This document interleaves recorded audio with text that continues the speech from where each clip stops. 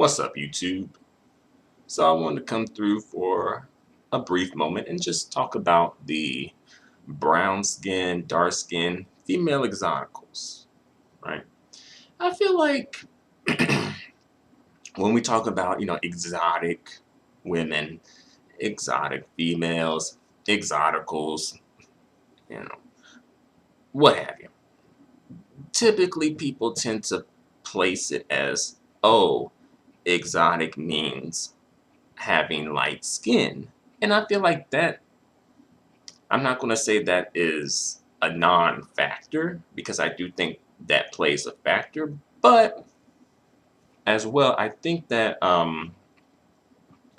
you don't necessarily have to have light skin to be considered an exotical. You really don't. I think it comes down, skin tone is a factor, but it also comes down to, I think, like hair texture, facial features, and perhaps a having light colored eyes, right?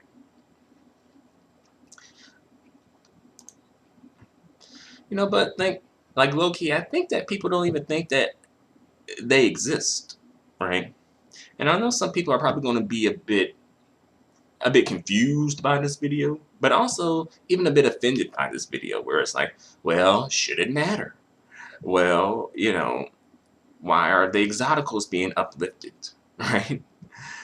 And those are valid statements. Those are valid arguments. But for me, the point of this video is just to say, hey, exotic doesn't only mean light skin. That's not the end all be all factor of being quote unquote exotic. You know. So, long story short, they do exist. And often, if you really think about it, they're almost exclusively used to represent dark-skinned female beauty when there is that representation, because a lot of times in the media they don't even want to give any recognition to dark-skinned female beauty. But when they do, 9 times out of 10 they're using a brown skin, dark skin exotical. And I think some brown skin, dark skin women have sort of picked up on this and have kind of felt some sort of a way about this, because it's like, well, you kind of have to have a certain look to be considered a good looking dark skinned female, right? It's pretty much, you can be dark skin or brown skin, but you got to have keen facial features, right?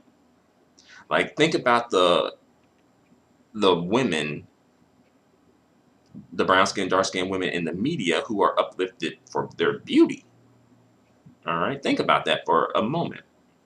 Like, we could talk about Imam Bowie, right? Look at her facial features, right? They're considered exotic on her because people often don't expect her to have those facial features with that skin tone, right? They expect her features to be more, I think the word is like Bantu, where it's like, I guess more Afrocoid, I should say. I don't know. Y'all know what I mean, though. Where it's like, maybe like a wider nose, fuller lips, that sort of a thing. Also, Naomi Campbell comes to mind, especially with like the eye shape, right? People like the eye color. Well, not the eye color, but the shape of the eyes, right? Kind of like the almond eyes, right? And then some people are like, well, they may attribute that to like having some sort of a distant Asian ancestry of some kind. And I'm not sure. I believe she does. I'm not sure if that's. Some people are like, well, there are some black people who could have that without having ancestry to Asian ancestry of any kind. And I'm like, okay. But usually people attribute it to her having some sort of a distant adjacency to like Asianness. Right. But yeah, there's plenty of if you really think about it, there are some, I don't want to say there are plenty, but there are some dark skinned exoticals out there in the media. Amara La Negra, I believe she has like green eyes, As far as her hair texture, I'm not sure. I think she wears an afro wig, so I'm not completely sure about that. Um, Her skin tone is kind of almost like surreal, quote unquote, because it does look a little like, hmm, like at one point people thought that her skin tone was like fake, that she was on some like Zoe Saldana playing Nina Simone shit, right? But her skin tone is her skin tone. Um, I'm not quite sure, where it comes from, but her skin tone is her skin tone.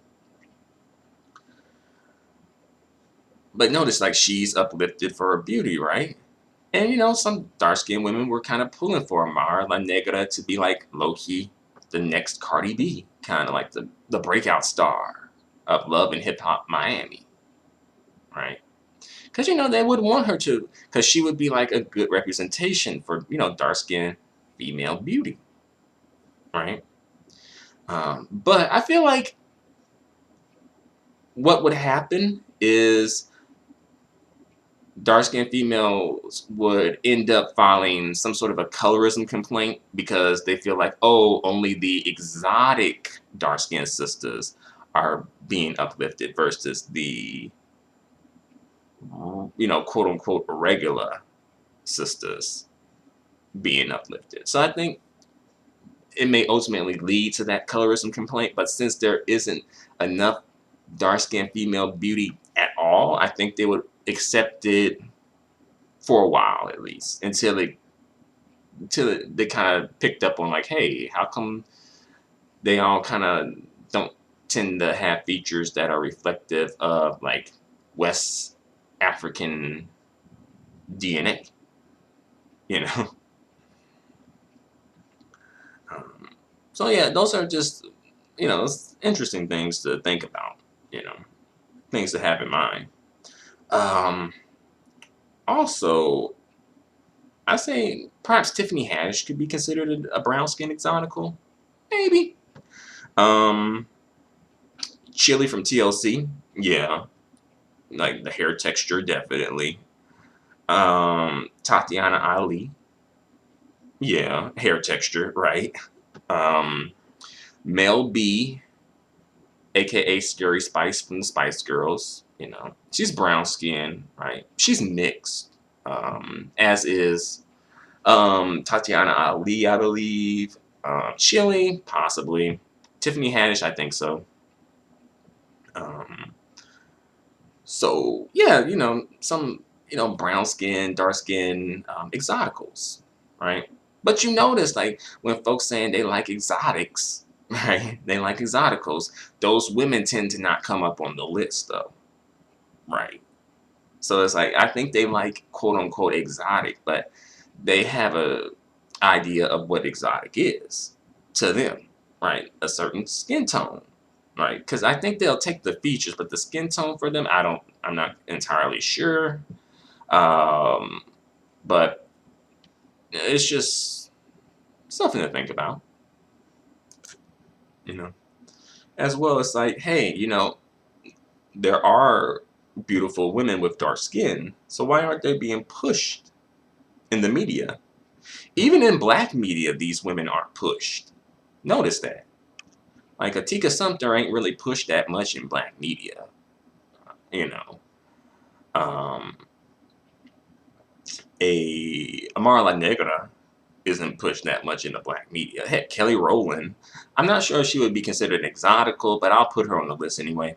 Um, ain't really pushed that much in the black media. And then they'd be like, oh, they just acting like they just can't find any, but they're like right there in your face. But you're like, well, hmm, perhaps, just anything to avoid having to uplift them for some reason, you know. But notice when they want, the ratchet female, right? When they want the ghetto hood chick from down the street, with like 5 baby daddies, and it's like 6 and 7, 8, 9 kids, right? They know who to go to for that type of shit, right? They know who to get when they want some negative bullshit about black women, right? You know? Then it gets to the point where it's like, is this calculated? Because it really is coming off as if this is like almost strategically calculated. And the follow-up question would be, well, why is that? You know? And I think on like you'll probably see them on like rap videos, but only if they, got, the banging body though, right? Then it's like, oh, you get a pass. Right? You can get a pass for that. All right. Then if it's in like in mainstream media, then the dark skinned sister gonna make sure she's a swirler. They gonna make sure she's swirling, right? And then the dark skinned, brown skinned brothers gonna have an issue with that, right? Oh, it's the swirl agenda now, right? All of a sudden, motherfuckers give a damn about swirling, right? You know. But then it's like, well, in black media, they don't really have a space because when they show a black couple, a lot of times it's the brown skinned, dark skinned brother with the light skinned mixed biracial sister. Right? That's like the default black couple. So it's like, well, if someone's offering you some upliftment over here, perhaps you should consider it. But again, the mammy pick me and mule type women, they will, for some reason, have it take issues versus just letting the brown skin, dark skinned men take issue with it and lead the charge. You know, you know, versus just shutting up and taking the upliftment from as long as it's positive. But that's part of the reason why this whole bullshit is able to survive and thrive, because partially because of the mammy pick me meal types, right? All right. But I'll bring this video to a close for now. Yeah, bring this topic to a close for now. Let me know what you think in the comment section. Until the next video, adios and goodbye for now.